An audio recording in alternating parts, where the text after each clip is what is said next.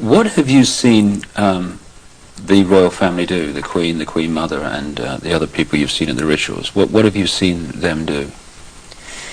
I've seen all of them drink human blood and consume human flesh, and they have their own goblets in which they have blood, and these goblets are encrusted with jewels, and they also have their own daggers, and that the dagger goes into the goblet, and they stir the blood around with it, and it's also a what it is. It's a symbol of the phallus going into the vagina, and when they're doing this, and I've seen them do this, and some of them have even, like the Queen Mother I saw with, she had her own little, it would, like almost, it's between a very elaborate ornate chair or a throne kind of thing brought in for her to sit. And because before these rituals actually start, there is a kind of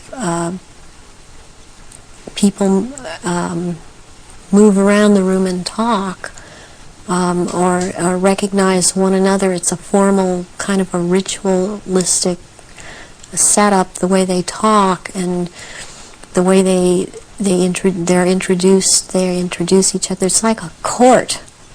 What are they wearing? They're wearing robes. They're not wearing anything underneath the robes, and the robes are very ornate.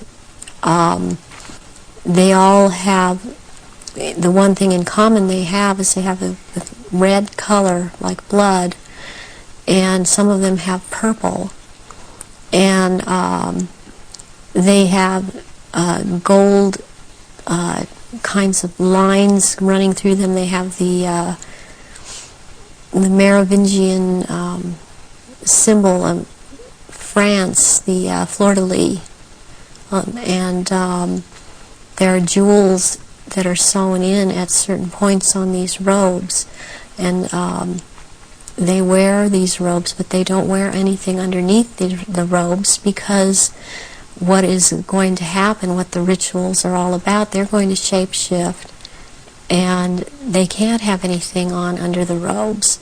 And there are orgy kind of things that go on at the rituals also. And involving the royal family of Britain? Yes, involving the royal family of Britain, and the sacrifice and the eating of, consuming the sacrifice, and they are involved in that. You've seen them do that? Yes, I have seen them do that. People in Britain, listening to what you're saying, would obviously be staggered, I guess anywhere in the world, but what would stagger them mostly is, in Britain, the Queen Mother has an image of being the nation's grandmother, the nice old lady, and good old Queen Mum, what a lovely lady. What's your experience of the Queen Mother? She is very cold in reality, and she is very cruel, and she is very different than she comes across to the public. She's cold-blooded.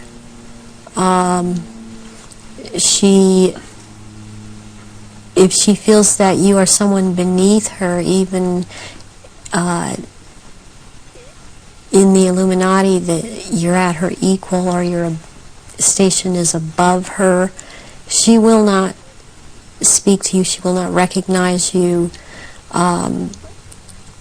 She obviously, from what I see, enjoys consuming human flesh. It's sickening. The one person that she seems to be afraid of is Pindar. People would also look at the Queen Mother's elderly, frail stature and find it very difficult to see her taking part in rituals and doing anything, if you like, active.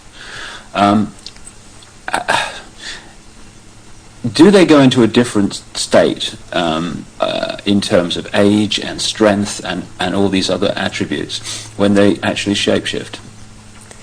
Yes, the human body that they choose to occupy or take when it was young, it ages, but when they take the reptilian form, these reptilians live hundreds of years, and so they have to have taken more than one human body to live in. A lot of them are much, much older, and I'm including the Queen Mother in this, and older than people think that she is. She's been in more than one body, human form. And when the time comes, if it is time for her to go on, and it has been chosen that she still has, it's known that she still has life or years to go, again, she will be put into the body, the essence of her, and the reptilian form will go, or the essence of her will go into another body that is also has the ability to shapeshift into reptilian form. One of the pure reptilian human bloodlines. Yes. What happens when, take the Queen Mother as an example, what happens when they shapeshift? I mean, what do you see?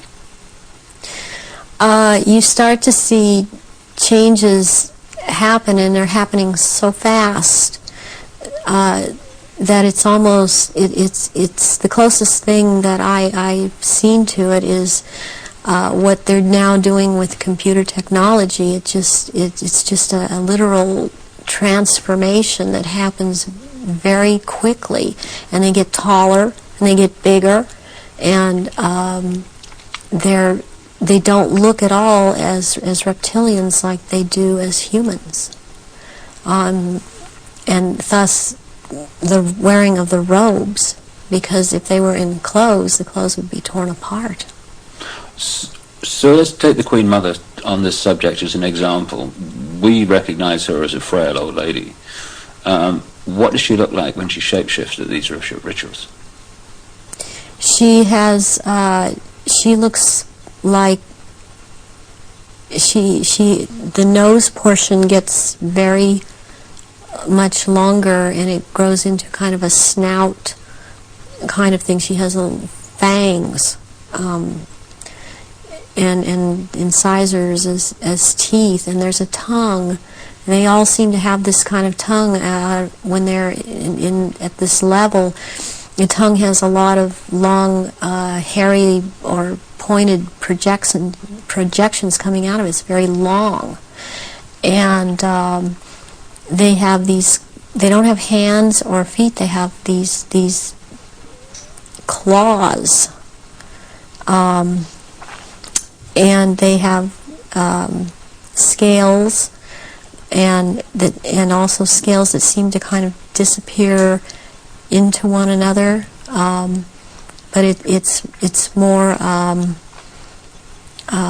pronounced on the back. There seem to be lumps or protrusions coming from the head. There seem to be some kind of growth. Appendages at where, on the back, and they seem folded, and not all of them have that, and there is a tail, and they a lot of times will keep the tail curled, and when I've seen her when she's very displeased with something, as I've seen other members like this, this tail is whipped around, very agitated, and they do, and she hisses. What color are they? Which one in particular? Let's take the Queen Mother as an example. She's kind of a beige color on the underside, and by the time you're going up around to the back and the tail and the top of the head and on top of the nose, snout, whatever, it's coming to a very, they're dark speckles or large speckles of dark browns. And the eyes, usually, they're large, they look like, they're very round, and they look like they're coming out of their sockets, and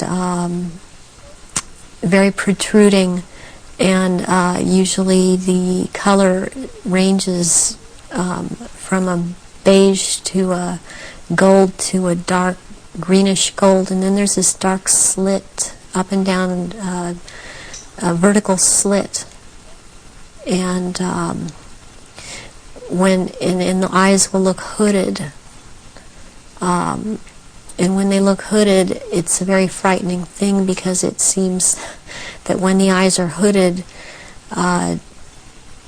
they're about to do something. What do you mean by hooded? The lids come down, and it's almost, I guess it would be the same thing in a human as an expression of someone's got an idea. And how tall are they when they shapeshift? They're just about 7 feet tall. Some are a little shorter, or to a foot shorter. Some are a little bit taller than 7 feet.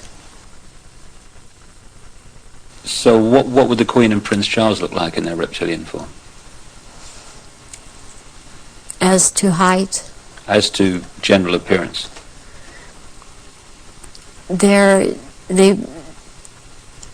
Charles resembles in both ways, in human form and in reptilian. He resembles Pindar. He's shorter, though, in reptilian form than Pindar, but the way that the reptilian, the nose shapes into the snout at that point, and the jaw becomes the underpart. It's very much like Pindar, and his mother doesn't look quite the same as he does. But what does the Queen look like? The Queen, she's darker, not quite so pale. She's darker.